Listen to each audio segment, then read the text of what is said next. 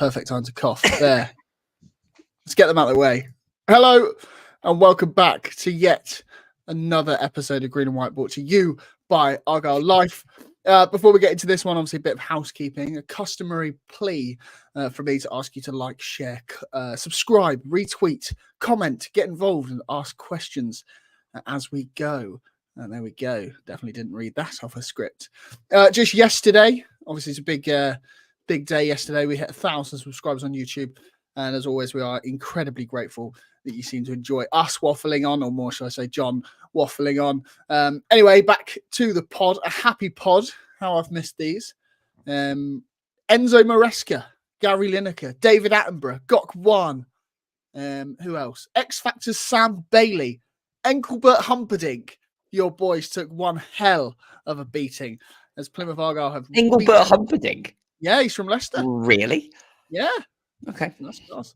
Plymouth Argyle have beaten recent Premier League winners and then league leaders Leicester City 1-0 at Home Park in front of the Sky Sports cameras, making it 2 wins in a row on TV and unbeaten in 3 under Neil Dewsnip and Kevin Nanskiville.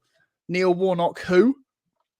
Mustafa Bundu's 21st minute strike saw the Moose outwit the Foxes with a sensational finish to send the Green Army delirious in one of the best atmosphere. Sorry, what's funny? Moose. It was actually a funny pun, mate. We were just so shocked by it. Yeah, no, Moose, I don't normally do this. Foxes. Very good. Thank you. Obviously, one of the best atmospheres Argyle have seen in quite some time. I'm sure we'll get onto that as well. A reminder that when Leicester won the Premier League, Mustafa Bundu was at Hereford in the 9th tier of English football, also having a brief stint at Newquay AFC that season too. A resolute defensive display saw the type of organisation Ian Foster could only dream of, and Argyle's win seems likely to preserve championship status of both clubs for yet another season. Joining me tonight, I'll just go in clockwise order as always. John Alsop, how's things? Yeah, brilliant. Thank you. I can confirm that Sam Down will be joining us. He thought the pod was 8 p.m. He has been disabused of this notion and says he is coming. So for all of those of you who have turned up, specifically for him, he is on his way. Yeah. Poor from Sam. Keep you waiting for the good stuff. We've already lost Joe to a few beers. I think you've been on them as well today, haven't you, John? Are you still drinking whilst we're live? Can neither confirm nor deny. That's class. That this can of Kona Island lager that I found in my fridge is being consumed while we do the pod. That's not sponsored. No ad revenue made from that. Other beers are available. Very good. Thank you. Ben, other T-shirts are available, aren't they? Oh, yes. It came today. Oh. Got the Kev Nance, Graham Carey, Peter Halmoshi, Roman Laria one. Very good quality. Bought with my own money, to be honest as well. What a mug. Also have the Mumba jumper because I thought that sounded good. Top quality. And talking of mugs, live unboxing. Not seen it yet. Oh, beautiful. Can we see? Is it going to be? It's not. I think it's the one on the side of the screen actually, which is always do that there. Yeah. It looks quality, really, really good. Yeah, you got a bit blurry there. People say that all we do is sell things. Absolutely, but no, it's quality stuff.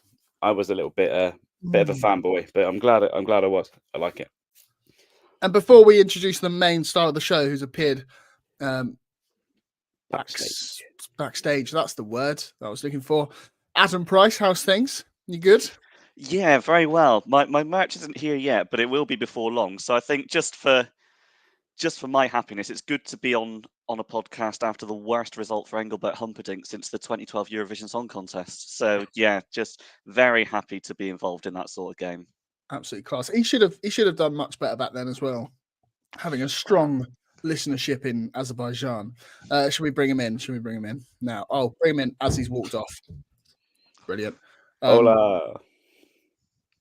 Hello. I hope everybody's noticed the change of background. I now don't have, for once, have house slates downstairs, which means I can use the downstairs, which means... Hey. Wow. What a night.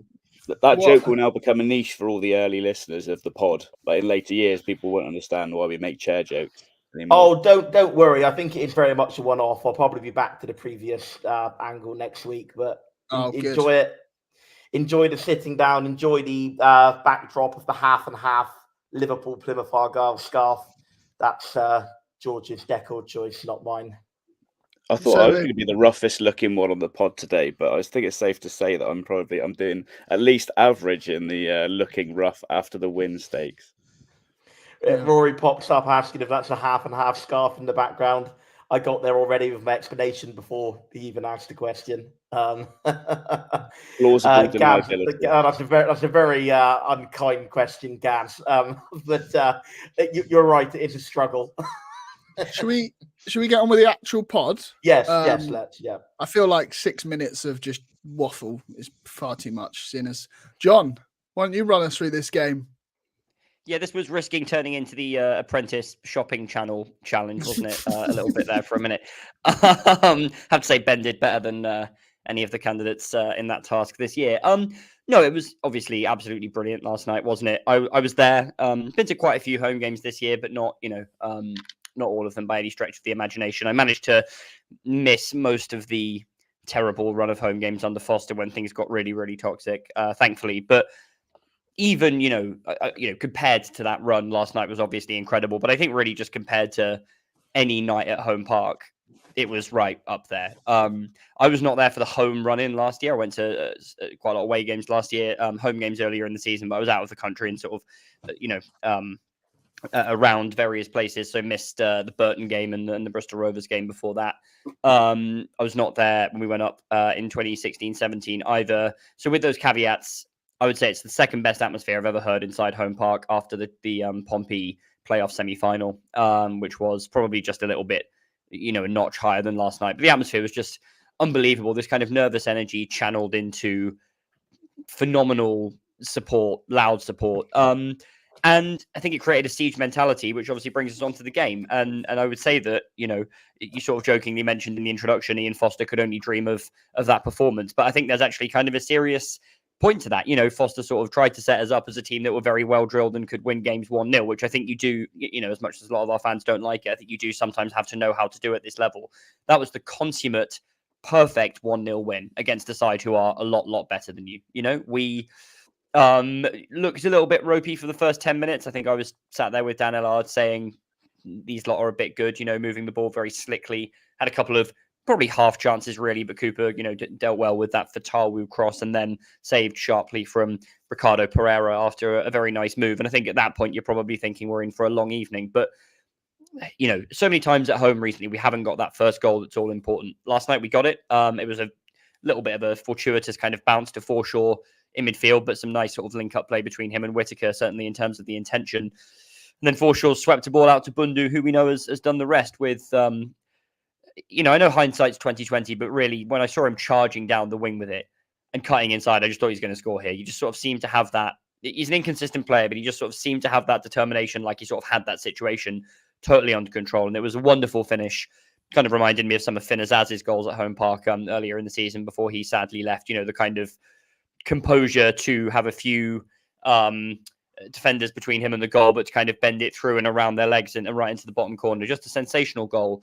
And obviously, that was the game plan, I assume, kind of soak up pressure, but then hit them, clinically on the counter attack. We did that.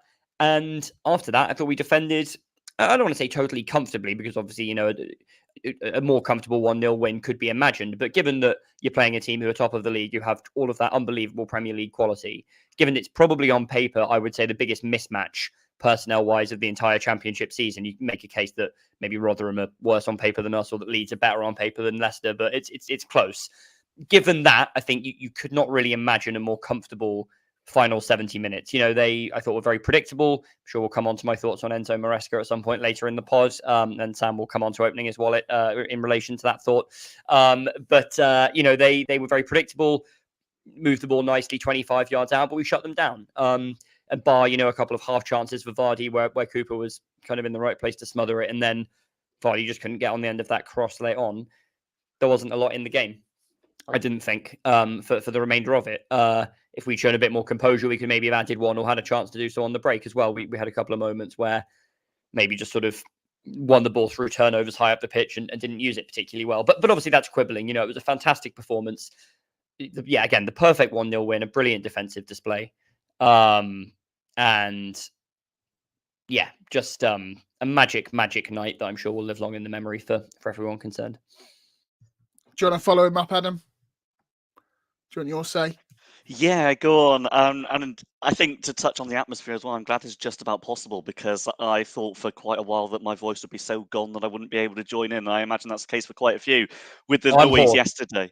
Yeah, it's I think it rarely stopped, did it? And yeah, I think the influence that clearly had on the way that we were, the way that we were, the way that we were playing, the way that we were all gathering around for the team as those minutes ticked on, as it looked like, maybe we're actually going to do this, and everyone started to believe, was fantastic. And I mean, the fact that you're even getting most sections of the Mayflower joining in with "Stand Up If You Love the Greens" is pretty testament to just how behind the team that we were. And I think that's obviously crucial, as is the way that we got the win, particularly when you look at there are a few hairy moments of some of the results are coming in today and thinking, God, how big is that win going to be?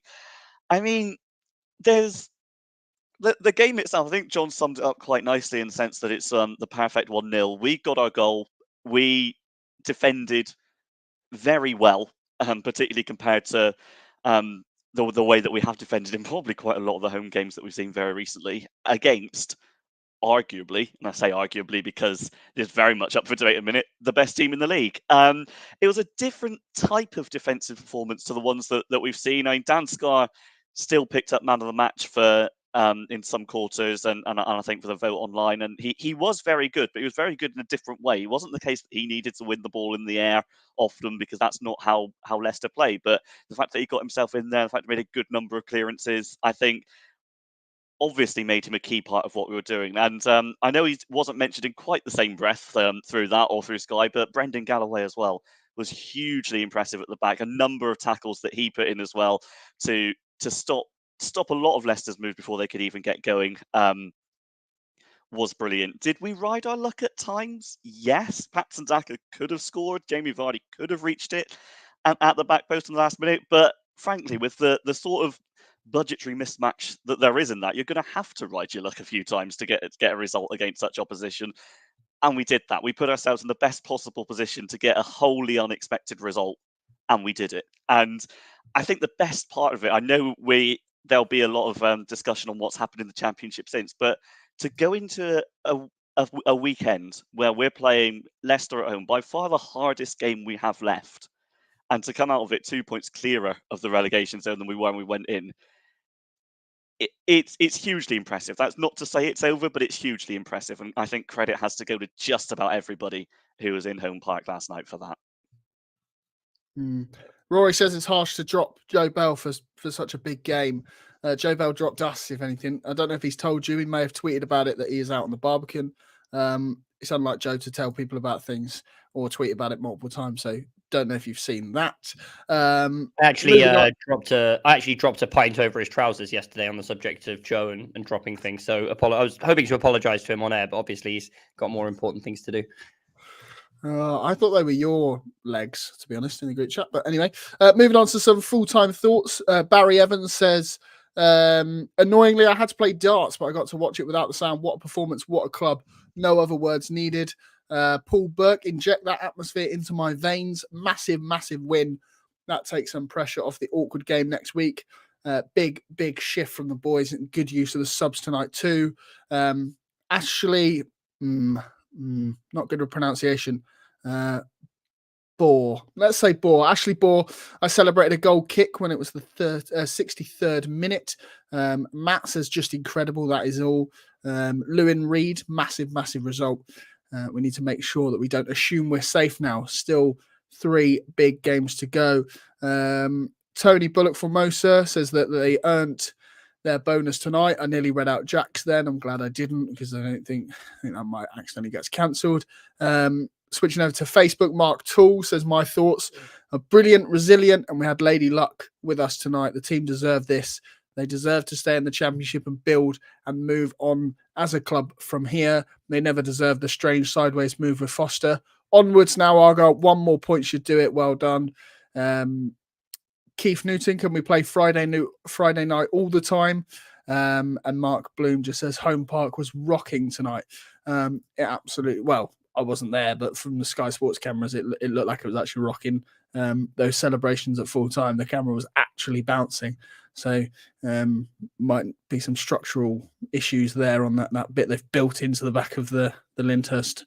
Where am I going with this?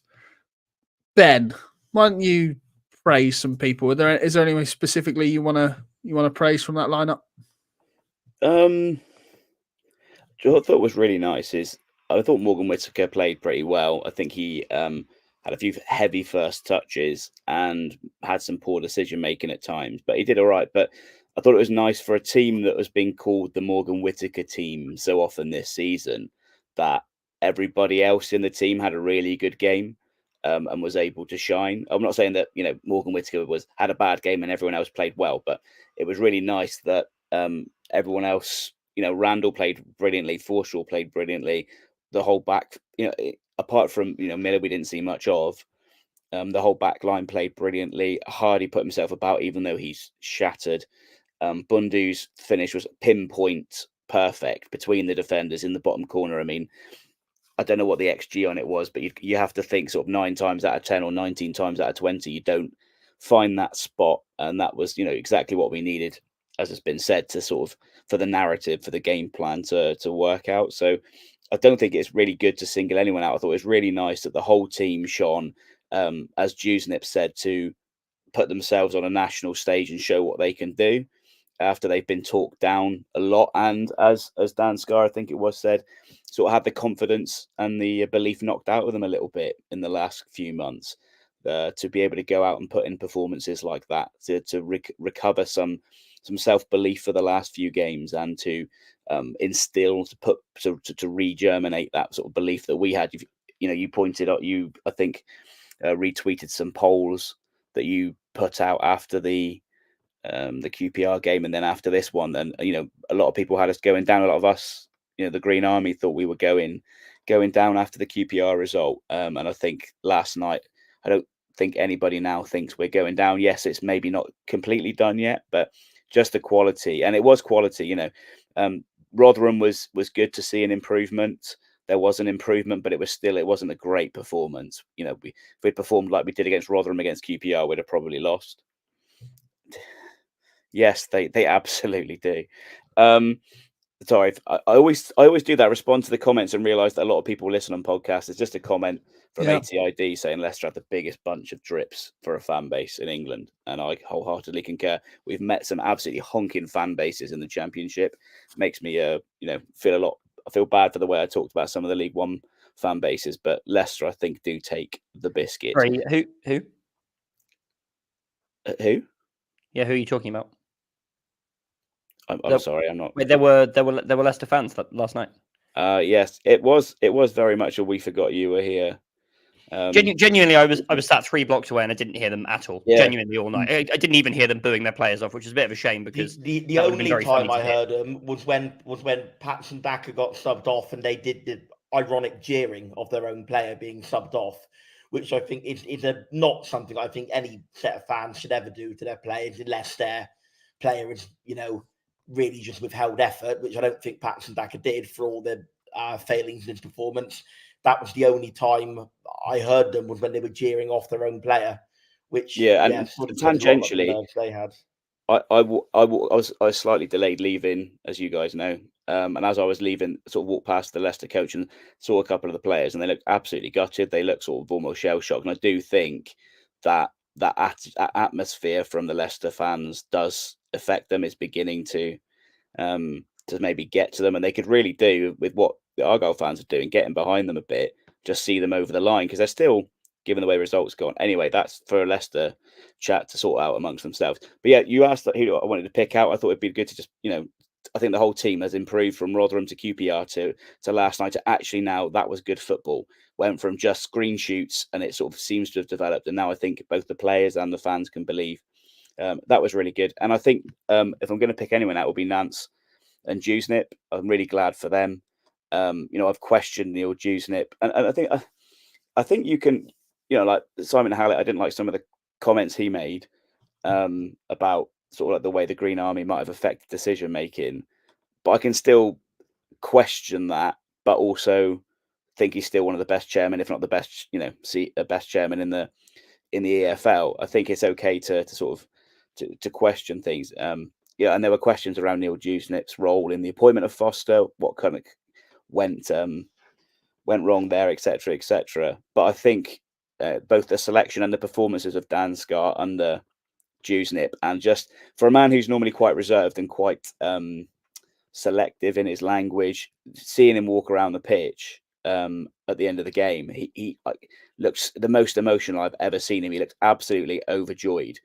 So whatever sort of responsibility he either bears or feels he bears in the position, what he bears in the position the club are in, I think he's determined personally to put that right, and I feel like he's done a really good job. And I also feel good for him and Nance, because I think some of the performances in their interregnum reign deserve more points than they got. Southampton, we should have been 1 up, sort of like, what was that, 60, 70 minutes in. Watford was just ridiculous goal after ridiculous goal. Cardiff was the ridiculous back pass, mistake, error. I feel quite bad that they, I thought that was actually a really good, entertaining period of games, that. So, I think for Nance and Dewsnip, some validation. I think it can be, and the sort of claims that Dewsnip is a bit of a puppeteer behind the scenes, I think took a bit of a bashing because of the mentality that the players are talking about. He's instilled the style and the verve that they've gone out and played with, and even the team selection. If he was controlling behind the scenes, why are we now playing with this team in this style, and with this belief that we weren't previously? So I think he has redeemed a lot of or countered a lot of the perceived criticism. It's not necessarily, it doesn't mean that there isn't any there that has merit, but 10 bonus points for using the term interregnum. It's one of my favorites. It's one of my buzzwords at the minute. It's anyway.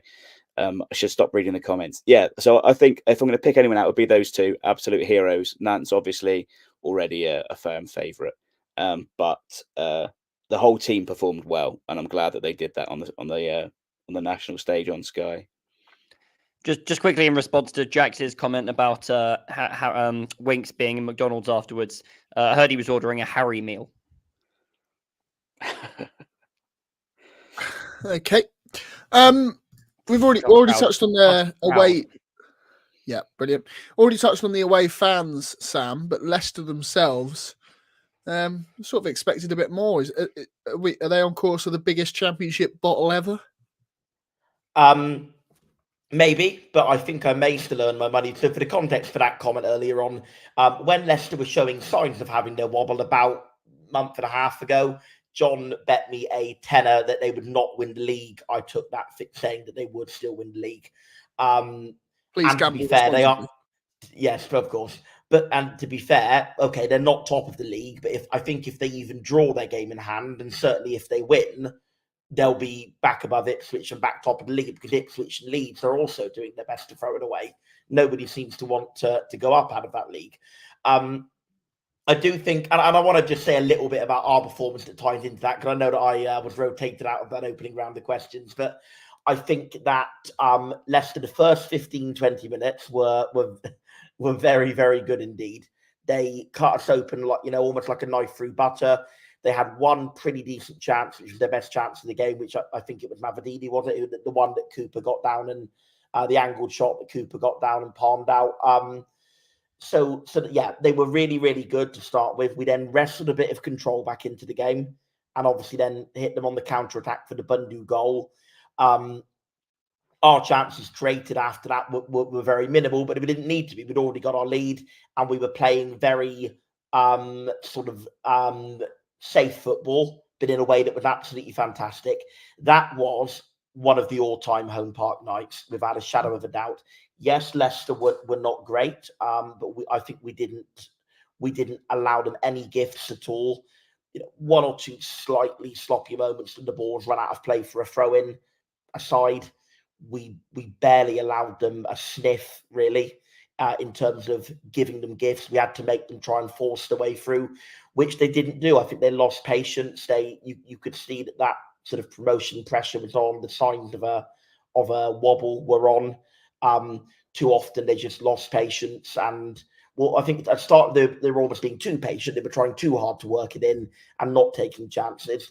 And then they sort of went too far the other way and took almost too many chances. And then they were just sort of trying to whip it in when it didn't need to be whipped in, and then get quite often it was either whipped into Cooper or it was whipped out for a goal kick. So you know, yeah, they didn't do the very best they're capable of. Certainly, in the 4-0 game, yes, they weren't amazing in that 90 minutes. First half, we could have easily gone in drawing or even ahead. But that when they came out the start of the second half, they absolutely destroyed us, and they just didn't have that in them last night. Yes, it was partly down to us being brilliant, but also their mindset dropped completely. That was just incredible how good we were. And I think this is actually a bit of a thing of, you know what, we're not just a bunch of spoiled, entitled fans or whatever that some people on Twitter sort of were saying we are when we were criticising Foster. We absolutely are very well able to appreciate a good, well-rounded defensive performance. And that is exactly what that was. We controlled the game, even though we didn't control possession. We controlled the game. We were in position. Positionally, we had great shape. We sat in when we had to. We hit them on the counter when we could. Nobody made any individual errors. And I want to just say, in terms of who I'd like to praise, Neil Jewslip, because the subs, each and every one of them, were perfect. Edwards was exactly the right choice to Miller. That was Joe Edwards' finest hour in the Championship, in my opinion. There've been some games where he struggled a little bit, but he was almost flawless last night. Bringing on Gibson and then moving Galloway out to sort of left back, left wing back. It was also deep. It was a bit of a 4-6-0 by the end, but yeah, moving Galloway further out wide and Gibson inside, that worked.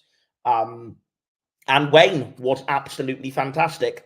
Ryan Hardy, who we've all said on this pod, we feel Ryan Hardy's playing through an injury, and I absolutely believe that to be the case, that he's playing through an injury.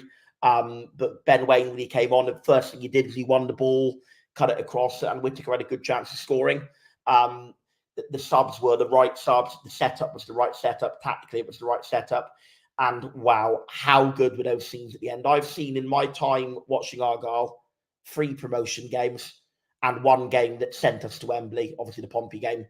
Barring those games, QPR, Newport, Burton and Portsmouth, I don't recall such an incredible atmosphere and such You weren't intense... at Cheltenham home last year? No. The other game that sent us to Wembley? No. Well, what about those teams? They were very much below, I should think.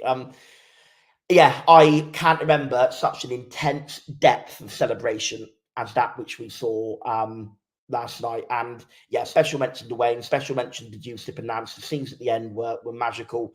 That was one of the all-time home park nights. And that was Neil Jewslip and Kevin Nance-Gaville, one of the all-time managerial performances at home park as well. Quickly as well, what was really nice is, like, Sam and we've had those of us who've been there, sort of had the QPR promotion games. We've had those who were at Vale had the Vale game, etc. But for a bunch of fans, I was sat at the back of 16. There's a good bunch of young lads who are just to the left of me there, and like they were talking about, it's got to be one of the best game we've been to, sort of thing. And this is like their moment, those kind of memories for them. It was just really nice to sort of be there and sort of see, because it's packed out, it's sold out every game, and it's these sort of games that get those who've just come along because we'll see some Championship football. I'm not saying these guys are; they seem to be quite into their Argyle, but just there's a lot of young fans there who'll be like, oh yeah, I went along with my dad when I was 10 and we watched that game and it was brilliant. And it was really wonderful to sort of think this as a bigger part of the club's sort of ongoing legacy. It was a real special moment for a bunch of young fans, and another game that we can put in that quiver of those great nights. Were you there, or did you watch it on telly, etc.? If I could just quickly come in on to give my side of the bet that Sam was referring to that we made about Leicester. because I think it's germane to talk about it. In terms of last night's game, the reason I made that bet wasn't just that they were starting to have a little wobble and I was kind of, fancying, being bold and putting money on something. It was because even when they were very far clear at the top, whenever I watched them, I never saw a well-coached team. I saw a team with outstanding individuals, and often those individuals had enough quality to get them over the line. But I did not see a team that I felt had a clear game plan, that had a plan B, that had a kind of, clear philosophy. You watched Southampton, obviously they've had wobbles at the beginning of the season and then more recently, but during that period where they played us, okay, they were probably lucky to win that game because of the Mumba offside incident, but they were brilliant that night in terms of just the way they moved the ball was so purposeful. You could really see that Russell Martin had that kind of distinctive, philosophy, and he was telling them to play a certain way. Leeds as well, obviously they're having a bit of a wobble now too, but when they came down to home park and beat us 2-0, I thought they were absolutely brilliant, and they looked again like an incredibly well-coached team. And with Leicester, even when they beat us 4-0, I was really unimpressed by them. I just wasn't impressed at all. As Sam mentioned, we could very easily have gone in level at half-time in that game. Probably should have done, because Bundu should have, done what he did last night, but with a much easier chance, ironically. So it could have been even at half-time. And then at the beginning of the second half, it was really a case of them giving the ball to players who were just unbelievable quality for championship level, and they kind of ran in individual goals. And I think we saw that last night. Once they realized they couldn't just break us down with their kind of normal game plan, they were completely predictable.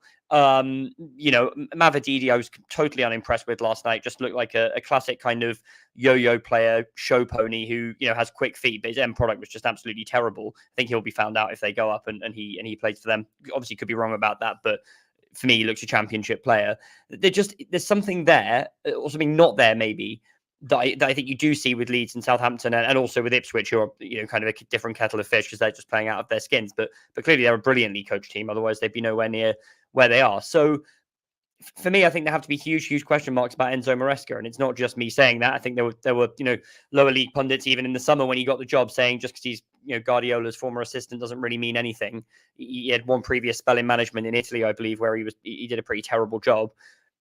I have to say, I think if they don't go up, I cannot see him being there next year because it doesn't sound like their fan base is particularly happy with him, and I wouldn't be. Maybe they probably to afford to sack him with the way their financial fair play stuff's going. There's that, but for me, he's comfortably the worst of the four managers of those four clubs who are kind of clear of everyone else. Sorry, I lost my voice from last night, as you can hear as well. Up there in the championship, and that was why I made that bet with Sam. And I think it really showed last night that they didn't have. It didn't just look to me like a poor performance from them, like an off day. It looked like they were figured out and they didn't have a plan B. And I saw a stat today that over the last 10 games, they are fourth bottom in the form table. That is shocking. They are even lower than us, and we had Ian Foster in charge for 7 of those 10 games. That is for a team with that level of quality, who've spent that much money on transfer fees and players' wages and agents' fees. That is abysmal. And it's only the fact they were, so consistent in terms of winning games earlier in the season that, that they've that he, I think, has escaped the sack already. But that was why I made that bet with Sam, and it could well be that Leeds and Ipswich are choking so much that Leicester still win the league despite themselves choking. But I was very unimpressed with them last night. There seems to be a thing with former assistant managers of bold former assistant managers of Champions League winners that can't quite cut it in the Championship or have a plan B. No digs there. Sam basically ticked off all my bloody questions left, and even most of the social questions. Adam, I'm going to come to you back on it because it was such an incredible night, and I just want to talk about the event itself a bit more. Obviously, where does this rank in the pantheon of Argyle home games for you? Joe gave it the big ones on socials last night, claiming it to be our biggest win ever. That seems a bit much. I mean, maybe, but it can't be too far off. I mean, particularly in terms of, as you say, Aaron, the event, I felt it actually quite a while before kickoff, and only the people I travelled with will know this, but I ended up working late and my bus was delayed because of a closed road. So that was already a bad start. But even then, I think you should stop getting buses, mate. You didn't make it to Wembley. You can't make it to Argyle. Yeah, 2 out of 2 ain't great. Although, in fairness, this time at least it wasn't the bus's fault. I can't sue National Express for this one. So hey, we go again. But I think point being, even when that happens, and even when I'm well behind my drinking schedule, I was still excited for the game. It felt like the sort of event we all wanted to be at. And to be honest, it was night and day from the QPR game. I felt, okay, I know the QPR game still had a good atmosphere. I'm not saying it like that. But after that game, I found myself feeling quite deflated, quite disappointed. Like, it felt like we got away with one. We'd taken a point when 3 would have been so transformative. And coming into this game, it was just like, well, I mean, it's a bit of a free hit. We're probably going to lose it, and we'll see where we are after that. So the transformation in mood from there to suddenly where we found ourselves coming into this was very exciting. And as we've mentioned, the Green Army did not stop. And as I've mentioned, that applied to many corners of the ground, even those there you wouldn't expect it. And it only carried on after the game as well. You know, the fact that there was still the singing outside the ground, I can't necessarily remember that happening very often at all, in truth. That atmosphere just carried on after the final whistle, into the bars, into where we were, just outside the ground. It was genuinely brilliant. Now, where does it rank? I mean, you could have an hour-long conversation ranking those, but I think Sam probably put it quite nicely in that you're looking at the promotion games and you're looking at the game that took us to Wembley, the one visit that was important. So yeah, I think it's got to be up there with those. It will obviously be tinged with a little bit of regret if we don't stay up now, but probably not much, because as much as we didn't beat AFC Wimbledon at Wembley, we're not exactly still looking back at that Portsmouth game and going, oh, well, that was a bit over the top, wasn't it? It was still a great occasion, and this will always remain a great occasion now, no matter what happens. And the privilege, I think, of being there, experiencing that atmosphere, and just seeing it around me. As I say, when everybody joined in, I don't think I can repeat on air exactly what it said, but it was a bit of shock, put it that way. The amount of noise that was coming from everyone around the ground, and yeah, it was a great event. And I think Argyle, I know you. It's a conversation that we had in the past in terms of playing the game and playing the occasion. Argyle played both excellently, got roared home. And yeah, the memories from that are going to last with me for a long time, whatever happens, and hopefully it will be the points we need, and we can look at it in an even greater light than we do already. Ben, Sam and John have already touched on it, but again, just want to relive it a little bit more. A couple of social questions from Gossi and VBTS, the Butters. Gossi asks, "What was that the best atmosphere you've heard from start to finish? I've been going since 1999, and I think that was it." And Verbitus asks, "Vastly improved atmosphere. Why do you think that was? Sky cameras, no expectations from the game, Friday night, so everybody's on the source. Stewards told to be more lenient. More of the same would be nice going into next season." Yeah, I think as for atmospheres, I mean, the Pompey game for me was just, I think that the mood that was created between the team and the fan base, I think the fans really felt connected with that team. They were gritty. They were, they fought hard. And we really sort of kicked every ball with that team, which isn't always the case, hasn't always been the case. As good as a support we are, there's not always that sort of real connection. So I think that game was sort of like, it was almost like an out of body kind of experience celebrating that goal. It was just, again, like last night, kind of one of those perfectly scripted, perfectly narrated kind of moments. That's the one I compared it to.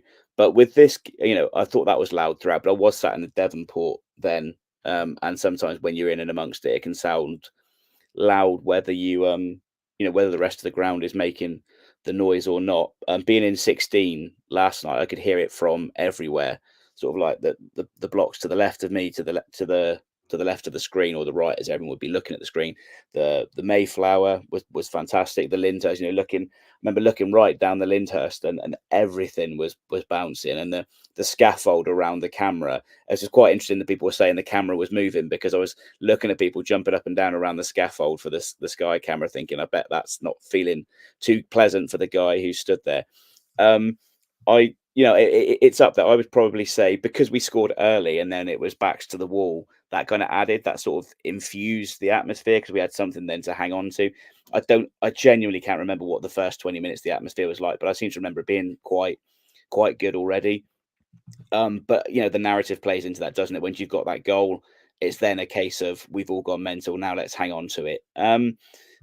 Why is it? I think it comes down to a number of things. One, going back to last season, the club has become very united again, even more so, I think, than that team I was just talking about. And sort of like the way Adams sort of got a great kind of atmosphere going and vibe between the players and the fans, but also that's been created and excelled. I think the club and the fans and the players especially really relish that support and that kind of siege mentality that was created last season when everyone was talking about the other teams and we were going to drop off and all that. And I think that unity was special. And then it kind of got punctured, didn't it? Shuey went. That did damage. Managed to ride that out. Foster came in, obviously sort of took a blowtorch to the self-esteem and the confidence of the squad, according to reports. And it was almost like, I think, for the players and for us, we kind of got our Argyle back last night. I think that's what it was. I think it was, we weren't sure what was going to happen. We got the Rotherham win, great. QPR, it was better. But I think last night, finally, the players came out and showed we can do this. We believed them as fans and got behind them. And I think it was just that coalescence of joy, I think, of being able to get back that what we had at the start of the season, what we had last season. It's almost like we appreciated it that little bit more. We had it back, but it was because we had been threatened and maybe even we thought it had been lost in that sort of last 3 months. To have it back and to put ourselves on the brink of survival was just a real, I think it was a real expression of joy, both on the pitch for the players, sort of justification for them, and also, or validation rather, for them, and for us to sort of like that we haven't wasted sort of the last 18 months of really good work by this team and by the club. So I think it was that kind of finding that we still had what we thought we might have lost so recently. I think that was sort of like the vibe. Everyone ecstatic to sort of find that we still had the love between us all, and not just that, but the ability to, the players said we got them over the line, and we certainly appreciated this, not just the effort but the skill they put on display for us on the pitch. And I think that was it was just that perfect sort of storm of emotion about about coming through the tough time we've had for the past 3 months.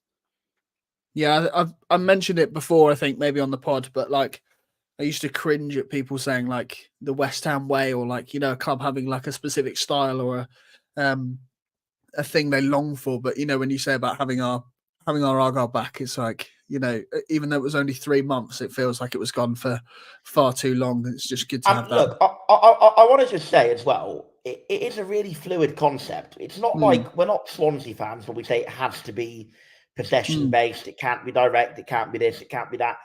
Let's have it right in the best possible way. And this is me who's just gone on about what a great occasion it was. It was a pretty defensive performance, and that's not in any way a criticism. We got the lead. We sat back and defended. And yes, we still hit them on the counter when we could. But it was fundamentally a backs against the wall defence first performance. And nobody was moaning about it.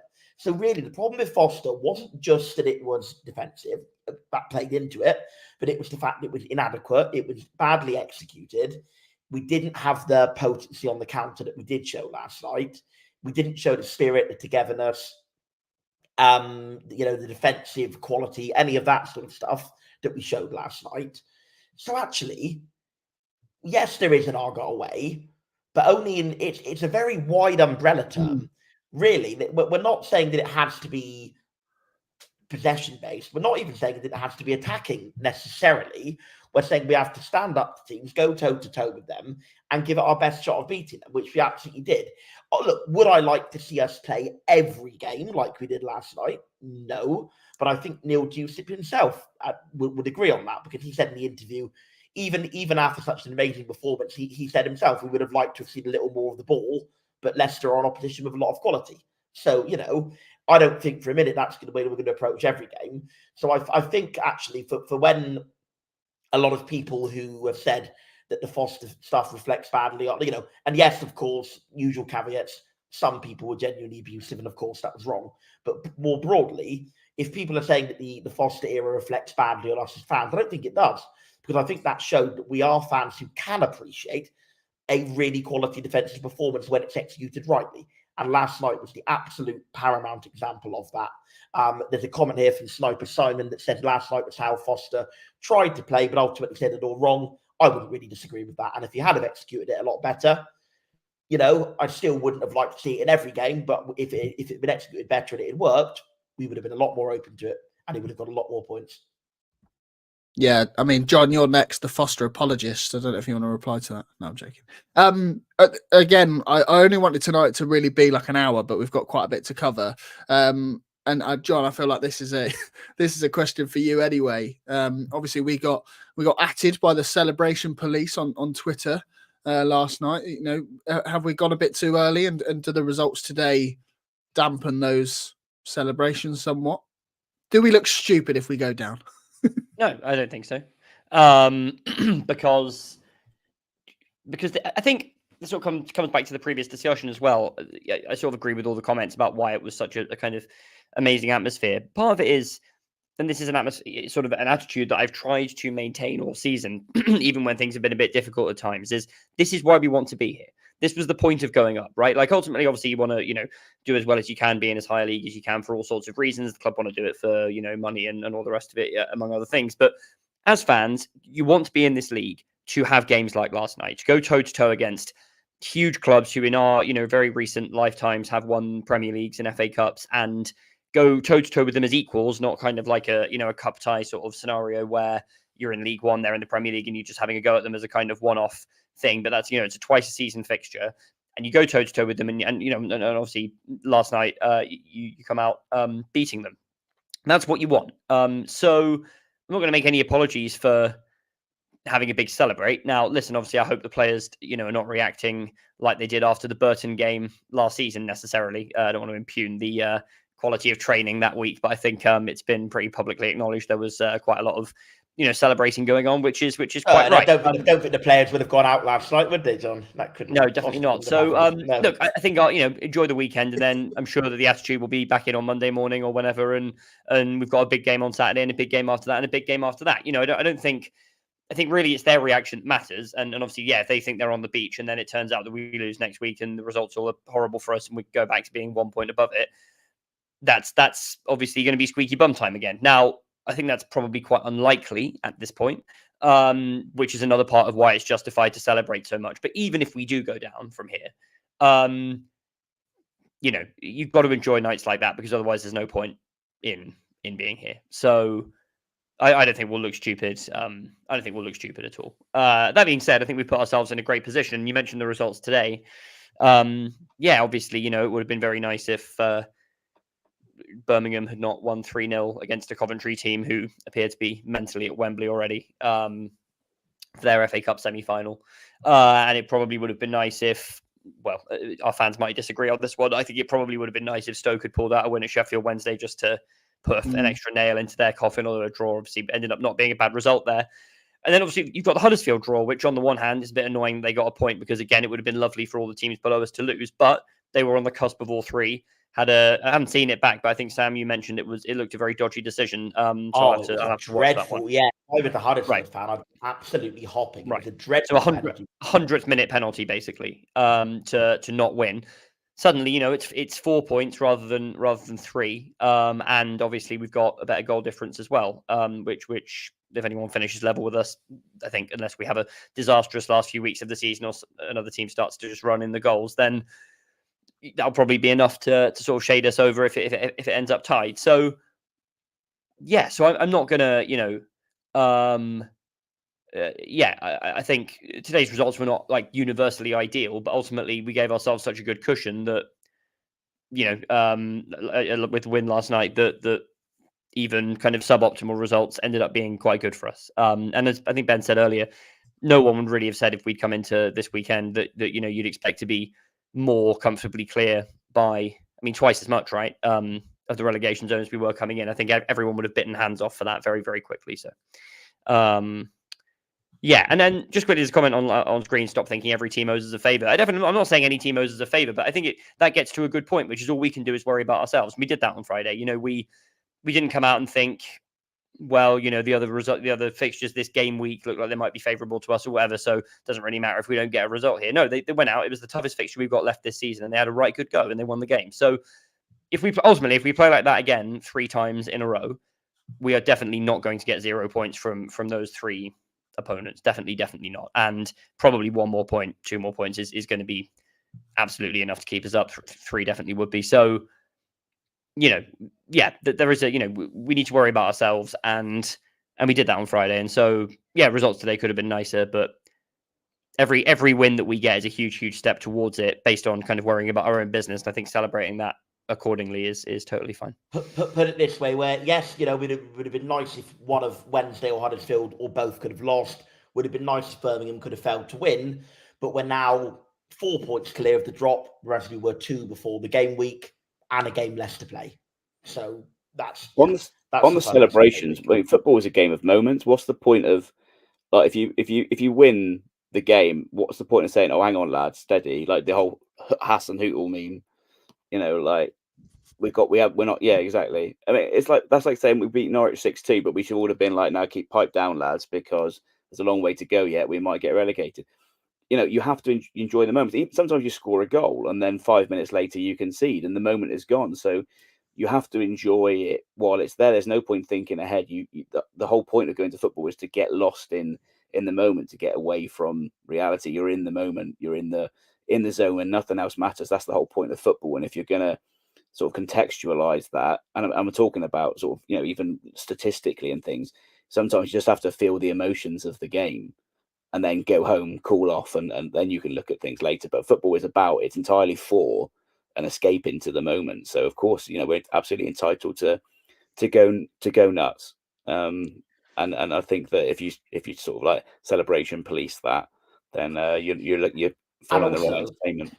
And also, I don't know if anybody saw the video of Mike Cooper talking into a phone with a camera angle, rather like me in my normal posture when he's looking down into the phone. In that video, he said, "Long way to go, points still to play for." So I think all of the players know there's points still to play for. End of discussion. We haven't heard any. Oh, go on. Yeah. I was just going to say, with the celebrations, if with the current management team that we've got, we were saying it's 6 cup finals to go, don't be surprised if at the end of winning one you celebrate like you've won a cup final.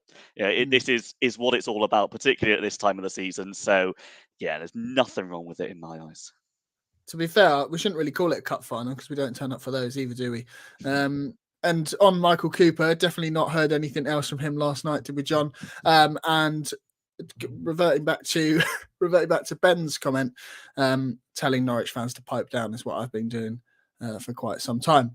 Do we need a ref? Quickly down Cooper, by the way, just quickly on Cooper. I'm not saying he's been bad since coming back in at all, but that was right back. The couple of bit rusty moments in his first few games back in, wasn't that just right back to the absolute Mike Cooper of last season? He was absolutely fantastic. Collected every cross. Got his body where you wouldn't have thought he could have got it, punched when he had to, collected when he could, and made that one very good save from Avadidi early in the game. Pretty much a near flawless performance from him. The only reason I say near, couple of kicks that went out of play, but by and large distribution good as well. How brilliant was it to see the Michael Cooper of last season back and doing it against championship opponents? If we can keep him fit for next season, I think he's worth an extra 7-8 points all by himself, maybe more. Well, that's Jacob's social question answered for you there about Michael Cooper's performance. Do we need a ref watch before we ask the others? I'm not really asked about the ref now, to be honest. I'm not like Joe. I sort of get over it once we've won. If we lose, yeah, fine. Go on, John. I'll do it quickly. I thought he was very bad. And I think it was a classic case of asking a Premier League referee to referee a game not at that level, where it's actually a very different pursuit because you don't have VAR, you don't have some of the same kind of trappings of what you get resources-wise as a Premier League referee. But I think also there's just kind of a different expectation around things like physicality. And I just found some of the decisions absolutely baffling last night. I don't think there were any major calls that ruined the game or anything. I did think in the ground, maybe that Pleggy one on Dewsbury Hall where Pleggy slipped and seemed to put his arms out was a bit of a heart in mouth moment. But having seen it back, I think it would have been extremely soft to the point of definitely not being a penalty. But there were sort of other decisions which, I guess could have impacted the game on a different night. A number of yellow cards for our players that I thought were just really strange. The Morgan Whitaker one, I haven't seen that individual one back, but I cannot understand why he's been booked. I just genuinely don't understand. It looked like he got the ball. If he didn't get the ball, it just looks like a standard, kind of niggly foul in the middle of the pitch. It doesn't. There's nothing in it, and yet he's come away with a yellow card very early in the game. Obviously, then it only takes one kind of Alfie Devine style lapse in concentration from him, and then it's a completely different game. Ditto Wayne late on. I cannot for the life of me understand how Wayne has not only been booked for getting literally just kicking the ball away and then happening to just kind of brush the other player's ankle because the other player runs into him. I cannot understand how that is a foul at all, let alone a booking. It was a disgraceful decision. So yeah, again, we won, so it doesn't really matter. There weren't a huge number of particularly contentious kind of major decisions that affected the course of the game. But if that's a standard of refereeing in the Premier League, I can understand why Premier League fans are upset about it. I thought he was really quite bad. Before we move on to the social questions, I'm just going to put in a bit here that I don't normally do. That if you're listening to this on an audio platform, I'm going to cut it in half here because it's well too long. So go find part 2. But if you're listening live, welcome to part 2. Adam, yeah, that's your name. Sorry, keep forgetting. Where is the question? First question comes from ISO Naughty. I like it when they ask questions because I get to say ISO Naughty on a pod. Could Joe Edwards be future Argyle manager? With his popularity, enthusiasm and passion for this club, with Hallett still in charge and his willingness to promote from within, as we've seen with Foster, you need a bit more than just coaching ability. Well, yeah, he'd get a lot of support, much like Kevin Lansfield and Neil Jewson are getting now. He's clearly going to be hugely popular. I don't necessarily think he's going to be Argyle manager from May onwards for a couple of reasons. One, I think yesterday shows that he's actually got the ability to be a player for a little while longer yet. He's, I don't necessarily want him off the pitch when he's winning the majority of his duels against Leicester City. He's come on, and I know that there's 5 of us, so I'm losing track. But whoever mentioned earlier that he came on and was excellent and was exactly the right sub to make at that time, I completely agree with. He's still got that in his locker, and did fantastically well. Second of all, I mean, I think you do need a little bit more than to be able to be a good coach. You need to be a people manager as well. I think Edwards, perhaps, I mean, hey, I've not seen him coach anything yet. Perhaps needs to just have a little bit more time to learn the trade of coaching, as it were. We know his man management looked like it, had he got into that role, would be absolutely fine. Is he a good coach? I've no idea. I'd like to think so. I think he's got all the qualities. But I think the comment on the screen is exactly fair. We're going to go into a situation now where the next appointment is crucial. And I think a lot of us across various podcasts and various parts of social media have said that one thing that we fully accepted was lacking actually with Foster's appointment was that bit of experience, and having some experience of managing a senior team in the Championship is, I think, going to be key with whoever comes in. Now, that's not to say that Edwards won't be a future Argyle manager. Maybe at some stage, I can see the stars aligning and it happening. I just don't think it's going to happen in a month. But do I still think he's got a crucial role to play, both on and off the pitch going forward? Yeah, I do. Because if he can still put into the intelligent performances like that, he's got a lot to offer. So I think perhaps what's been said about Maresca, which I do absolutely agree with, was kind of the complete opposite with Edwards. He has such an intelligent way of playing that game yesterday that Leicester City as a whole did not, in the way that he positioned himself for the duels and the way that he came out with the ball when perhaps he didn't necessarily have a right to. He knew exactly how he wanted to play that game, and Leicester as a team didn't. So he's got that in-game intelligence. I don't want to lose him from the field yet. Okay, maybe touch wood, we do stay up. I don't necessarily want to see him start every game in the Championship next season as he turns 34. But he's got a lot to offer on the field, and of course, the way he leads us as captain is something that I think is universally admired. So, yeah, maybe he's manager in the future. Maybe not yet, but maybe not too far in the future. I also think, just quickly, he's got such a lot of playing career left potentially, or if he wants to. Find some of these conversations. I think they're supposed to be flattering to him because it speaks to his the esteem he's held in by the fan base, and how important he clearly is for morale and all those other things around the club. But we're not talking about someone who's 36 or 37 who, it's definitely just going to be the case that he'll stay here and go on to that coaching path that he seems to be being offered. And the expectation will be that he'll one day take over as manager. I mean, this is a guy who's probably entering a period of his career in the next couple of years where, with respect, he's not going to quite have the legs or quality to compete in the Championship. I think he's had some really good games this season. Don't get me wrong. I think he's obviously a huge asset to have around the squad as well. And I would definitely want to keep him for next season. No question about that. But probably, a year, maybe two from now, you're in a position where if we're still at this level, he probably is not going to be getting a ton of game time. I suspect he probably won't be getting a ton of game time even next year, as Adam just kind of indicated. What I wouldn't also want to hold him back from going to pursue 3, 4, maybe even 5. Some players do play till they're kind of 40 or so years of playing at League 1, 2, even below level. So yeah, I think it would be lovely to have him, and he'd be a huge asset if we can keep him around. And who knows, maybe one day manager. I personally think he's obviously going to have a huge amount to learn before being able to step into that kind of role at this level. But certainly a coaching role, with kind of progressive responsibility, I would love to see that, and it'd be great to have him around. But I also don't want this guy to feel like he is beholden to this football club if he needs to go elsewhere and further his career. I for one would absolutely. Definitely not this summer. I really would like him to stay this summer, but at some point, that's not something I would want to kind of stand in the way of for the sake of a future career pathway that might not work out for him. You only get a certain number of years as a professional footballer, and he has quite a few left. And there may well come a time where he has to make a difficult decision to kind of get the most out of those that doesn't have us in it. So I find this conversation a bit premature and maybe a bit disrespectful to some extent to his status as an actual footballer. John, I don't necessarily disagree with what you're saying, but Argyle offered him a 2.5-year contract over a year ago. And when we were looking set to be promoted to the Championship, obviously it wasn't guaranteed, but we were looking in a good position to. I think they would have had these conversations with him. And the fact that in the press release about his extension, they very specifically mentioned the coaching pathway, or maybe not that precise words, but words that alluded to that. I think they would have had these conversations, and I think they would have said, okay, at that time, it was when we promoted from within, from low to Schumacher. Obviously, Schumacher since has of course left the club, but I think that would have been part of it. Well, yeah, I know. Did anyone miss it? Yeah. Anyway, I think that would have been part of the conversation, that we are a club that does look to promote from within where possible. Obviously, even now, at every caretaker manager, we're giving the caretaker from within rather than bringing someone in like Warnock, which a lot of us asked for, and probably wrongly asked for, given how brilliantly Yusuf and Lance have done. But I think that would have probably been part of the conversation. We are a club who hires from within.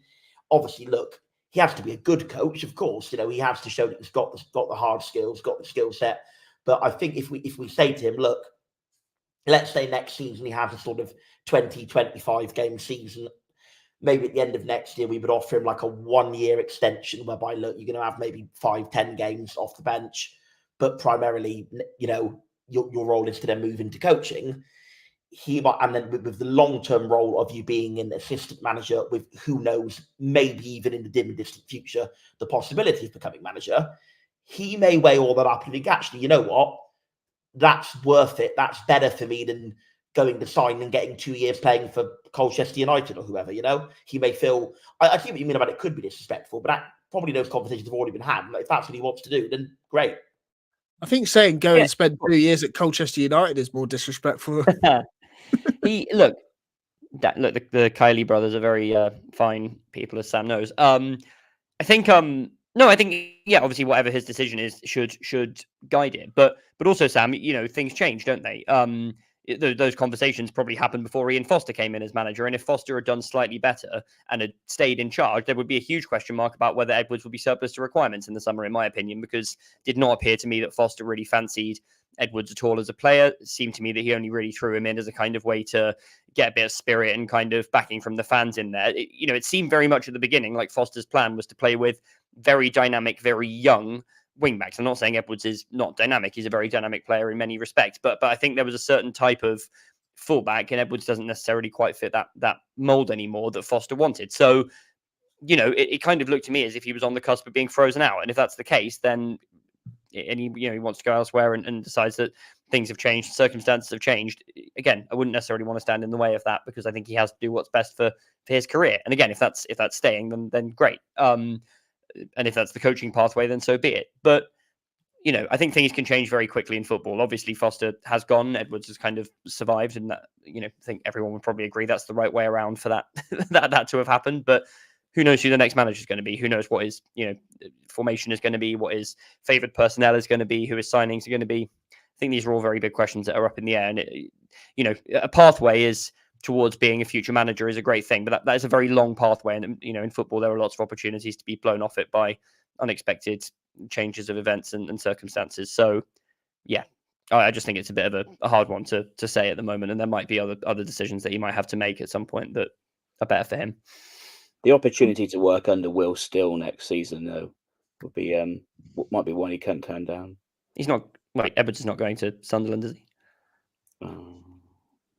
Whatever happens, I mean, if he does eventually take one of these top jobs, I don't think he's going to be considered the worst Joe Edwards to ever manage at Championship level. So it's already a great start.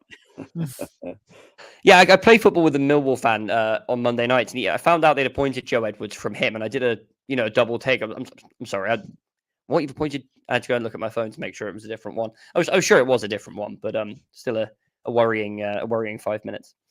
Well, Pompey appointed John Mousinho when he was an active player for Oxford, so who knows? And what a fantastic job he's done there, by the way, as Ali McCoy would say. He's done a superb job there, and looks like we're going to be getting another game against Portsmouth next season. They're now all but promoted. Yeah, Do the accent. Do the accent. No, I've only done one Ali McCoy for one day. That's quite enough for everyone. Everyone's ears. Lee, we'll get on to your question in a second because I've already got that one from somebody else. So I'm going to switch the order. I'm going to ask the transfer question to the transfer guru in a minute.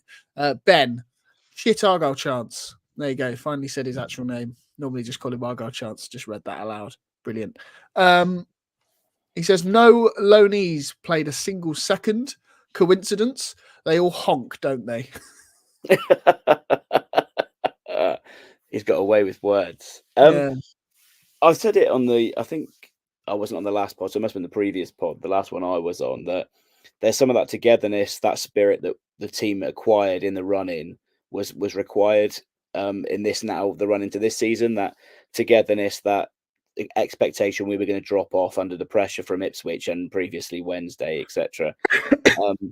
There was a spirit which had been to be, not trite, but that's sort of like the heat of battle, the bond of brotherhood that you get when you sort of in the trenches together, all of that. I know it's hyperbolic, but there is something to be said about being able to put up with sort of a certain type of pressure and know you can rely on people. And it's not necessarily that the loanees are bad. I think the loanees are they have a lot of skill and they have a lot. What's the opposite of honking as a verb? Fragrant, aromatic, so, isn't it? Aromatic. You can't say they. You can't say they fragrance. Like you can say they honk. So you have to find another word. A verb. Aromantic honking. Anyway, carry on. Yeah. I have no idea what I was saying. Yeah, I think that spirit was important last night. That belief that they could trust in each other. Rely on each other. There was no need to second guess where anyone was going to be. You knew that, and the communication, you can see it on the pitch the number of times that it was either Edwards and Scar or Scar and Pleguezuelo. They'd come together for a few minutes, or a few seconds rather, chat, point, talk, and they had that confidence to trust in each other that they could do what was necessary. I do think there is an element that maybe some of the loanees wouldn't have been trusted in quite the same way, but. That isn't to say if one of them was on the pitch, what they wouldn't have done the job. I do think that was an integral part of the win last night. It's Dictionary Corner, Jack. We're here to educate as well as entertain. My Argyle life with Susie Dent, anyone? Wouldn't say no. That Exeter pod had Sonia from EastEnders on it, so I wouldn't say no to Susie Dent. Just quickly say about the situation here. It's kind of remarkable that Dewsnip, who was fully in the building and presumably involved in all of the decisions that Foster made, going back to the kind of pre-Foster era in all of his decisions in a way that kind of implies an erasure of his responsibility for everything that happened in the interim. Like, I think the bloke deserves the plaudits we've given him on the pod, and I'm not one of those like Sam who was kind of very hard on his case in the first place. I think he's built up credit, but he was involved in those signings. He was involved in, arguably, reportedly maybe involved in team selection, at least to some extent. Wouldn't surprise me if he was. That's not confirmed at all. But it's just kind of surprising that, he's done a U-turn on something that he was personally in the building for, effectively. And obviously the lack of Loney involvement in the squad and the team has been a part of that. Just sort of one thing I'd like to say on Dewsnip. State of affairs. One thing I want to say on Dewsnip is, whilst I think he still has some questions to answer about his decision making because of how things went in the middle of the season, I would certainly, as somebody who was not fully pushing this idea that he was some kind of master puppeteer, but as somebody who was not entirely disbelieving of the idea that there may have been some truth to that, I think I want to row back from that, because if Neil Dewsnip was a puppeteer, I think he couldn't have been a very good one, because the way he clearly wants us to play is so totally different to what Ian Foster had us playing. So I think, or he's a very good one and did it on purpose to get him sacked. Maybe he's playing 4D chess with all of us. I think he's gone a long way to restoring a lot of the faith that people may have had wobble after the dreadful run, and I just hope that whoever the next manager is who comes in is very much on the same page with what we want to do in that respect as well. Interesting that you mentioned people having a wobble there, Sam. I don't think I've ever seen you have one. Adam, I said I was going to come to you. A couple of questions. Henrodden Gills has asked, Brendan Galloway will be a massive loss if he goes. Do we go big on offering him a new deal that he can't refuse? Lee Newson also says, obviously, Miller, Galloway, what's your take on the whole situation, given the chances we gave to both previously? Obviously, there's been a bit of rumour.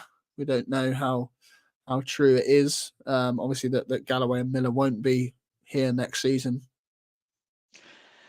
Yeah. I think the difficulty is, and I think we'll all appreciate, is that you're always playing a bit of roulette with both of them, in that they can both look excellent at times, particularly Galloway, as I've already mentioned last night, was one of my standouts. But at the same time, one of them could shatter their knee into many pieces at a moment's notice. So is it worth going out for such a contract on one of those players?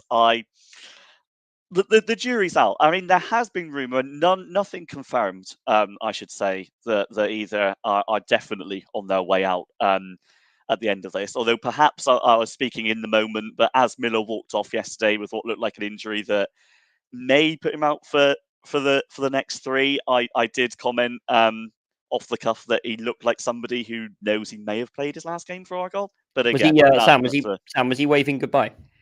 Sam is the expert on players waving goodbye, so I'm just wondering if Sam saw any body language to suggest that he was waving goodbye.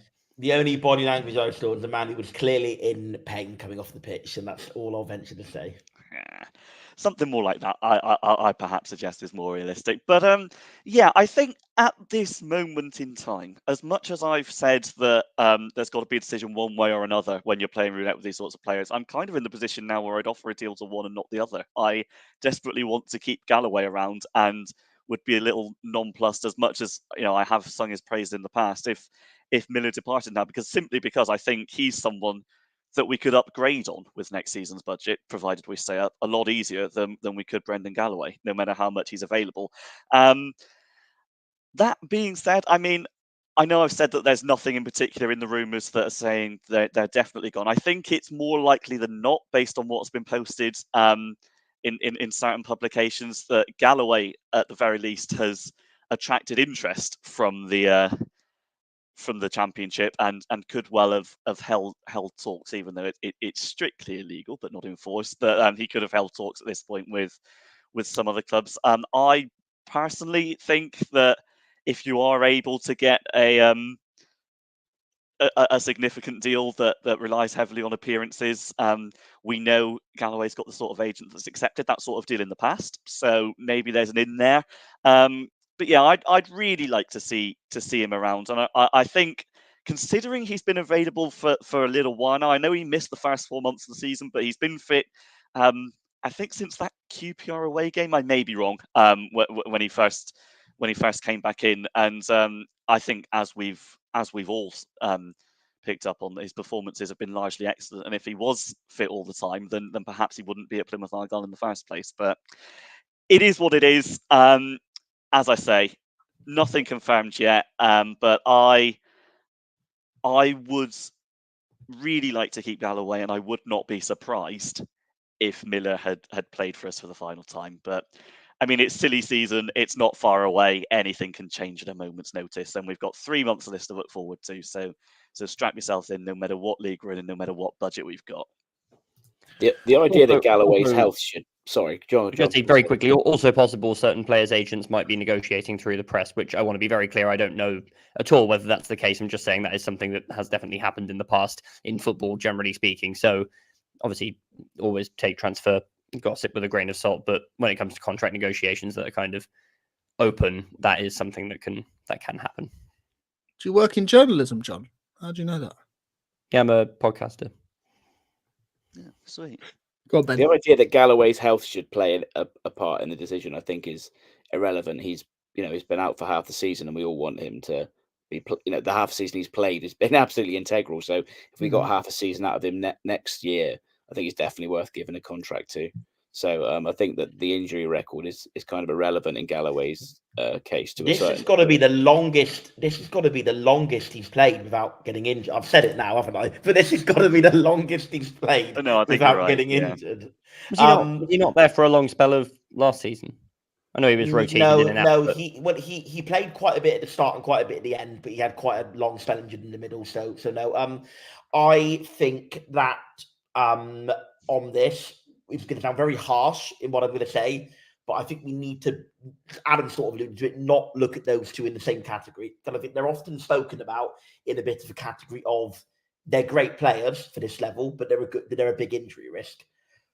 I think that's true of Galloway, for sure.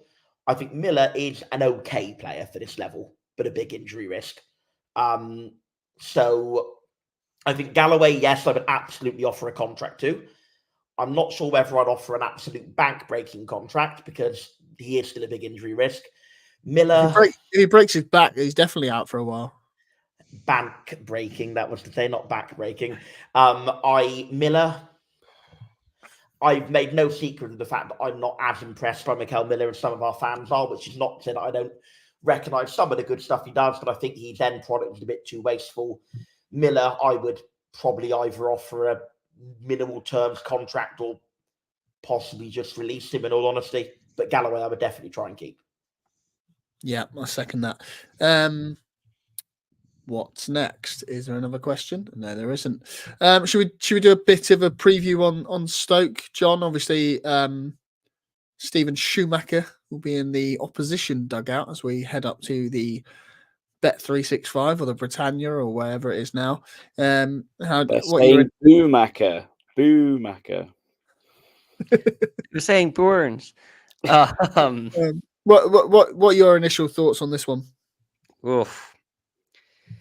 Well, it's going to be, the Bernabeu, the Nou Camp, Old Trafford, Anfield. These are just some of the great football stadiums that there are that, are a bear pit atmosphere when they're full of home fans. And I have to say that, in terms of occasions that we're all going to remember and grounds that we're all going to say to our kids that we visited, the Bet365 or whatever it's called now, arena with its 6,000 booing home fans is going to be right up there. And obviously, if you're an ambitious young manager, when that kind of club comes calling, you don't say no. So, look, I think Foster has got a lot of stick for saying in the past, you have to respect other teams, but obviously, you really do have to respect Stoke. I mean, these are giants among the mere mortals of the Championship. These are, this is the Leviathan of the level.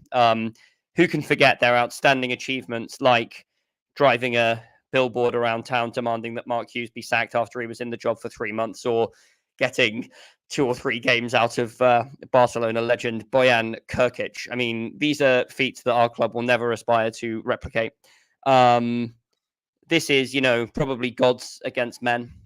And in that sense, it's going to be a really difficult game. And I think, if we go there and then kind of sit in the away end in hushed, awed silence, that will be the reverence that the footballing cathedral in the Potteries will merit. So I would take probably 17-0. I know it would be bad for the goal difference. But, when you go there, really, it's disrespectful to even try and play, isn't it? So we'll just go and have to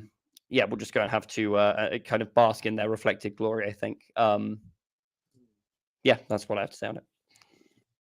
Go on, Adam, give us your thoughts. Sorry, I took the words out of Sam's mouth. I don't know if Sam will have anything to say now. Oh, visual joke there for the audio listeners. You have to go and find that on YouTube. Whilst you're there, remember to like and subscribe. Adam, Saturday, the big one, or not so big one? Thoughts? Yeah, I mean, I'm hoping, maybe if we keep it down to 16, I'll be a lot happier. But on the off chance that the game runs slightly differently to that, and the off chance that we do find ourselves competing and do find ourselves in it, then my hope ultimately is that Schumacher looks at this game and does his classic Shui roulette, galaxy braining, team selection, because it's got all the indications of for him and the what am I trying to say? What's the word I'm trying to find? The dynamic he finds himself in, the fact that he's going up against his old club for the first time in his managerial career, by the way, that's happening. There's 2 Aarons in here. I'm concerned. The fact that he's going up against Neil Dewsnip, who you've got the arguably master apprentice dynamic going on there. There's a lot to think about. I think this is obviously a big game for us. I think there's an argument that it is even bigger for them, and it's even bigger, particularly for Schumacher. It's arguably the biggest game he's had at Stoke since he departed, and he'll certainly see it as one of the most important of his career to date, his admittedly short career. Probably the biggest since Bayern Munich at home. Yeah, something along those lines. He's I think the way he sets up is going to be interesting. I think is the word to use. And as I say, I hope that he overthinks it, as we know that he can do. I hope that we come out and have a similar commitment, which I'm absolutely sure we will, to be clear. I think there's a lot of players at our side who think they'll have a point to prove to a manager who've left them in the cold a little as well. So, big game, as you say. If we can keep it below 17, I'd be delighted. But in perhaps another way that the game will go, I think a point for us certainly would be better, or a point would certainly be better for us than it would be for them. So, we've got to be ready for some sort of atmosphere, I think, and hopefully it'll turn sour Wouldn't bank on it very quickly. Yeah, the atmosphere actually is what I'm looking forward to after the atmosphere last night. I think the away fans are going to be jumping. Is obviously the Schumacher needle, and a point would see us safe. I think with our goal difference, that would require 2 wins out of the last 3 from one of the sides below to get above us because of the goal difference. I don't see that happening really. Famous last words. But yeah, I think if we can get the fans turned, because they've got a slightly better goal difference, I think. But if we were to beat them by a couple of goals and Huddersfield were to win by a couple of goals, I think that's all but erased. So I think it could be a really cracking game and cracking atmosphere. And it's obviously quite a lot on the line now, which there wasn't really looking like there was going to be a few weeks ago. I think Stoke fans aren't impressed with their run of form. They started putting things together, and now things are falling apart again. They're not impressed with Choulette or whatever we call it these days. We've struggled with it, and they're not enjoying it either. So I really do think that it's got the potential for an away day for the ages potentially, if we can get the crowd turned, and if we, obviously the Schadenfreude will be joyous if we can get them squeaking for the last couple of games of the season. Yeah, I mean, an away day for the ages to Stoke must involve a trip to Alton Towers. Let's be honest. Obviously, Sam, this is our first trip back to the Pottery since a bigger club, Port Vale, gave us 4,000 tickets. Obviously, sold out away end. Give us your thoughts ahead of this one. Have you noticed I did no Stoke City preview prep and just asking you all your thoughts? Go on. Yeah, it's going to be a cracking atmosphere. I think that the 2,600 of the Green Army that have now sold out are going to be making noise from minute 1 to minute 90, probably quite away pre-minute 1. Look, I'm bittersweet about it because I think I've always been a lot more, as John alluded to in that very good piece of satire earlier on, I've always been a lot more understanding of satire. why. Shut up. I've always been a lot more understanding of why Schumacher chose to make that decision than many people have been. Because, look, they are a club with a very big stadium and a very big budget and actually quite on paper, a good squad of players. Obviously, manager after manager have left jobs that are doing well to go to Stoke, and manager after manager have failed. Gary Rowett, Nathan Jones, Michael O'Neill, Alex Neil, and now potentially Stephen Schumacher. I get for a manager of his ego and his self-confidence, self-belief, he would be tempted by being the one to turn Stoke around, not to mention the enormously larger salary they're no doubt offering him. I obviously I was terribly sad, and I still am terribly sad, and I would certainly be happily welcome him back at Home Park one day, but I understood more than anybody else why he did what he did when he did. Maybe certain things around it, the way he handled his departure, weren't very good, but I can understand why he took that job. That being said, I don't. You understand why he gutted all our backroom staff and then recalled a lone player that was quite integral to the way we were playing? That was the subtext of certain things around his departure. Yes. Lone player who, by all accounts, has been extremely popular and successful during his spell in the Potteries, and who I think scored his most important goal of the season for us today. He did. He really did. Yeah. But look, going on from that, I think I will not be abashed about it if we. Sorry, what's the laughter at now? Not you, for once. Just some commentary about Anton Deck in the comments. Just very random. Yeah, okay, yeah, sure.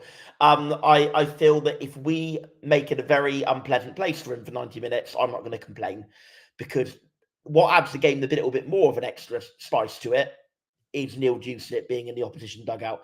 That is the ultimate master against apprentice dynamic. We know that those two probably didn't part on the very best of terms at Argyle. As to how much that rumour is overblown, I don't know, but there's probably some substance to it.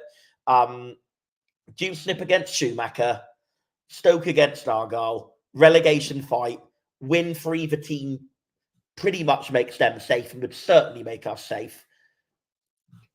What a game. You can't really script a better, more exciting game from the third from last game of the season than this. It's going to be nervy. It's going to be tense. It's going to be loud and jumpy and bouncy. But entirely in the away end. Enough about you. Entirely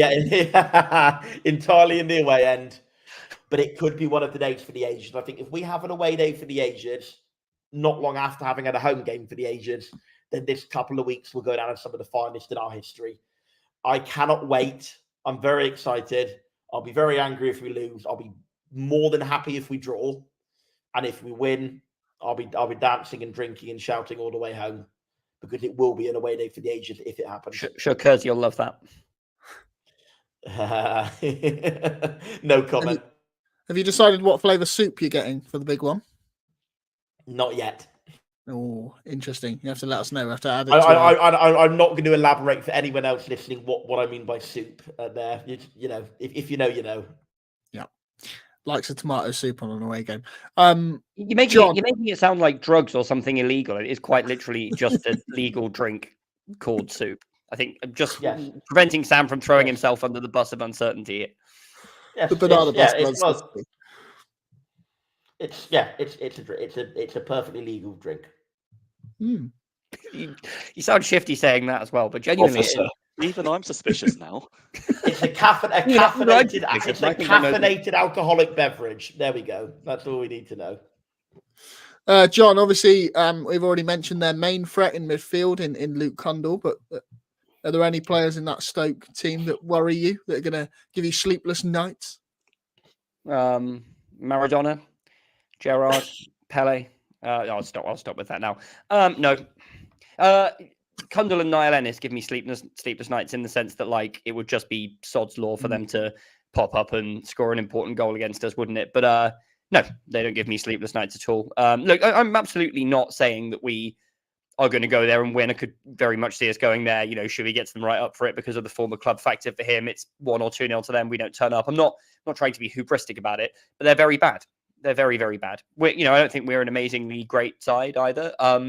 Obviously, if we play like we did last night, then we do look like a very, very good side. But no, they're very poor. I mean, I think they're a dreadfully run club. I think he was a complete idiot to go there, contrary to Sam's understanding it.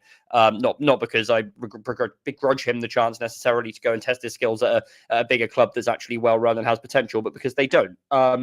I think their players are, by and large, probably not poor individual players, but have been poor for them. That's why they're right down there, despite the fact they have a significant transfer budget.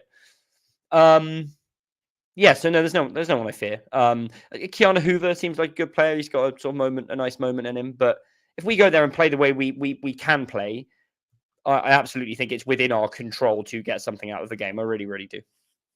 And I want to just quickly say as well, Walter Berger, or Berger, however you say it, who's been, according to their fans, their best player this season, he went off injured today with a concussion sub.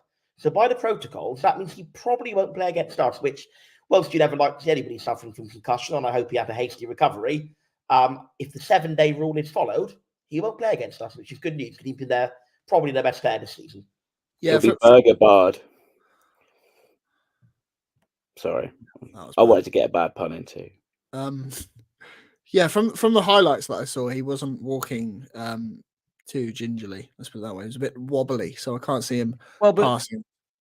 But also, I don't think it's necessarily about passing the protocol. I mean, Ryan Hardy looked in a dreadful way when he came off against Rotherham earlier in the season. By all accounts, from inside the club, he was pretty much fine. Jumped back up the next day and was okay, but he had to be out for 7 days, right? I mean, that's mine. So it doesn't matter how he walked off. It doesn't matter how he is tomorrow. It doesn't really matter how he is the day after from that strict point of view. My understanding is it has to be an enforced break. Yeah. Adam, should we just do score predictions? Nothing really else to talk about, is there? Apart from Stephen Schumacher's. No, yeah, we've already done that. We could have that go on for days, I'm sure. Score predictions. Look, it could go either way, but it would be wrong not to be optimistic after everything that's happened. So let's go for a 96-minute winner, Argyle 2-1. Ben? I think the pressure's on them. I think pressure's off us. I think we need 1 point from this and Millwall. I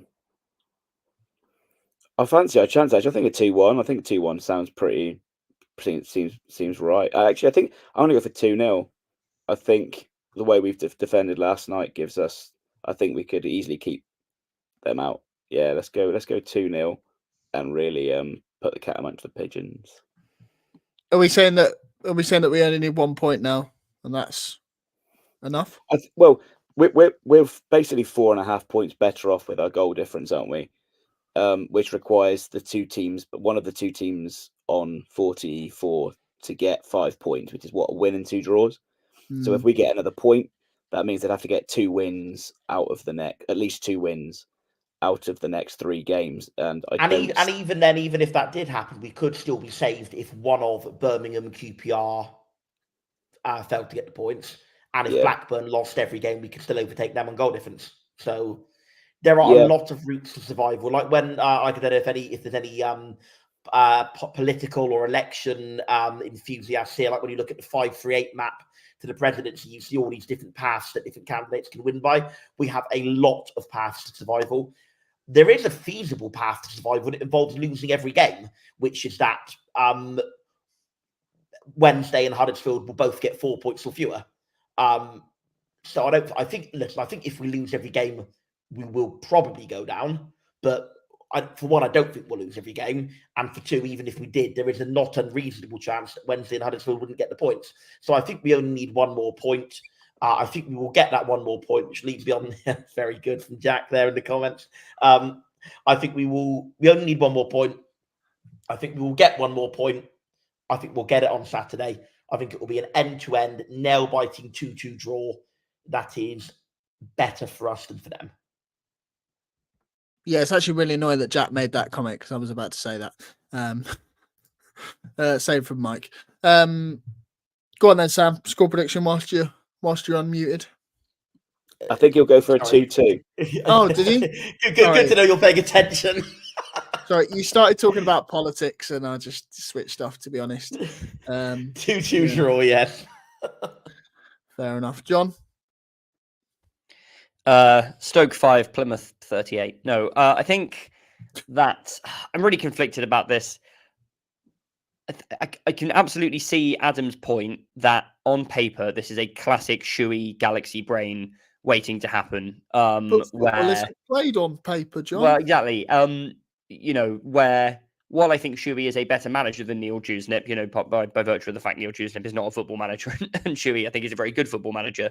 You have seen Schumacher is also a head coach. So when he's come up against Ryan Lowe for the first time, when he's come up against Gareth Ainsworth, who seems to be someone who got in his head a little bit, I think some of Shuey's, he kind of overthinks it, as Adam said earlier, or he wants to do that. So I could absolutely see him kind of just playing into Dewsnip's hands and, we end up winning the game fairly comfortably and do a job on them. I could also see a kind of, classic Argyle back up the performance that was so brilliant last night with the performance that's absolutely terrible next time out. So I'll split the difference and say it'll be a draw, though unlike Sam, I actually don't think it'll be despite the fact it's Shuey and us, I don't think it'll be a gung-ho draw. I think it'll be a very, very nervy, horrible game to watch, and it'll just finish 1-1 or 0-0 or something like that, which I would also like to go on the record as saying would be absolutely fine. Anything you guys want to cover that we didn't touch on? I did want to very quickly, a player who did not get a shout out earlier on when we were doing who had a great game last night, who I just wanted to mention very briefly, is Adam Randall, who I thought had his best game in the Championship. Hang on. Keep talking. Are we using this as an opportunity? I was actually not trying to set Aaron up for an opportunity to sell merchandise, but it turns out that that's exactly what I've done. So there we go. No, but in all seriousness, the stuff from in collaboration with PAFC Displays, we basically just take the fucking no need to swear. We take a very minimal fee off just for like domain hosting and web fees. So all the stuff that's PAFC Displays merch actually goes to PAFC Displays. So if you want to help out with more of the displays that you saw last night and create atmospheres like that again, you can get PAFC Displays merch from our shop. And like I said, we make nothing off that. That's our second highest driver of revenue. The highest driver of revenue being the new swear jar that we've put in as well. That's getting a lot of money at the moment. You're going in for the middle finger that you did earlier as well, to be fair. Yeah, exactly. Good to know when I finally get my when I finally get my hands on my Adam Randall jumper from Aaron next week, that it's going to be massively stretched in the shoulder department from the way he's been displaying it on camera there. Not a very beefy man, as you can see. So I think this might be, if you see someone who's wearing a jumper that's coming out to twice the width of his body, it's going to be me, I think. But I just wanted to say, just on a serious note, Frank Lampard face, I did want to say that Randall was absolutely superb last night. I think this isn't say, he's not been good at this level, but for me, that's the night that he became a proper Championship footballer. I think that we'll look back on as being the night where he really kind of stepped up to the level and bossed a midfield full of fabulous players. He was quite superb. I want to say I met Tatsu last night and my phone was dead, so I couldn't get a picture. I was absolutely gutted. I saw him waiting in the queue to get signatures and stuff. And I was like, I finally met you, Tatsu. After sort of helping to set up the interview pod. And I couldn't get a photo. So if you're at Stoke, Tatsu, and you see me, please come and get a photo. I'd love one. I would also like to agree on Randall. I thought it was fantastic. I wouldn't actually quite say it was his best performance at Championship level, because I thought the New Year's Day game against Watford in that 3-3 draw. He was so utterly fantastic, even better. But I think last night was the second best game at championship level. He covered every inch of ground. Hard tackles, used the ball brilliantly. And I want to just say Adam Forshaw as well, the other Adam in midfield, for a lovely pass out to Bundu for that assist. As good as the finish was, brilliant to even pick him out there. Forshaw is not a player who's going to play many full 90s. I think his legs were already going when we subbed him off. But when he's on it and when he's on full form, he's a fantastic player to have. And I can see why Leeds fans hold him in such high regard. And for ATID, because he's asked us to mention it, I just want to mention that Bundu was playing 8 tiers lower than Leicester when they won the league. And now he's scoring the winning goal against No one else has said that on the pod this evening. No, absolutely nobody else has mentioned that because Sam turned up late and so did Argyle Till I Die. So, yes, we have mentioned that. Mustafa Bundu in at Hereford, in at Newquay, in at Chesterfield. Yeah, has been mentioned. Anyway, thanks for that. I think if that's it, I think we'll call that a night. Just over the hour. We're not going to tackle Jay's question in the comments, Aaron. Shag, marry, avoid. What we'll do, we'll change that. Shag, marry, avoid. Dan Scarr, Mike Cooper, Adam Randall. We'll go. That's a shame because I was going to say marry Aaron for all the money that he's railing in from the match sales. So that's a shame.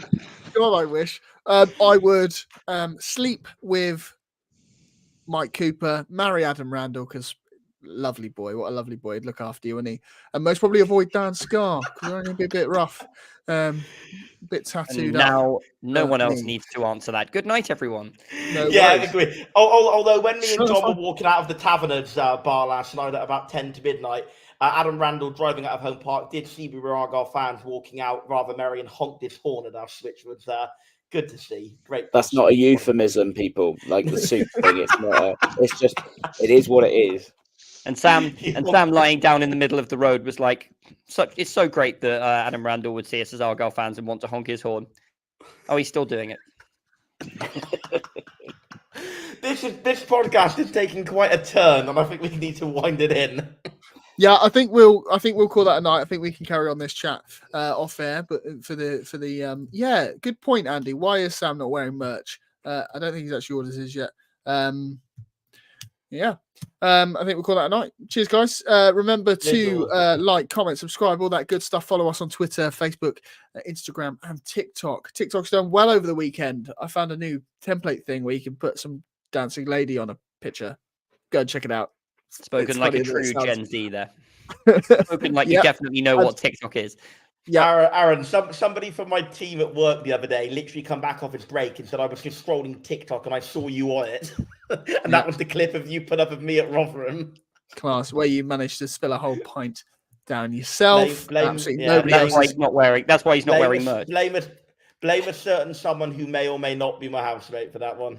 Housemate, I'll tell him that. He definitely doesn't own that property. And obviously, make sure you subscribe on all your podcast platforms and all that jazz. All stands in the comments. Yes, well, they're actually illustrations of your images, Stan. So blame PFC Displays for that one. Anyway, night. Goodbye. See you later. Goodbye. Au revoir. Up the Argyle.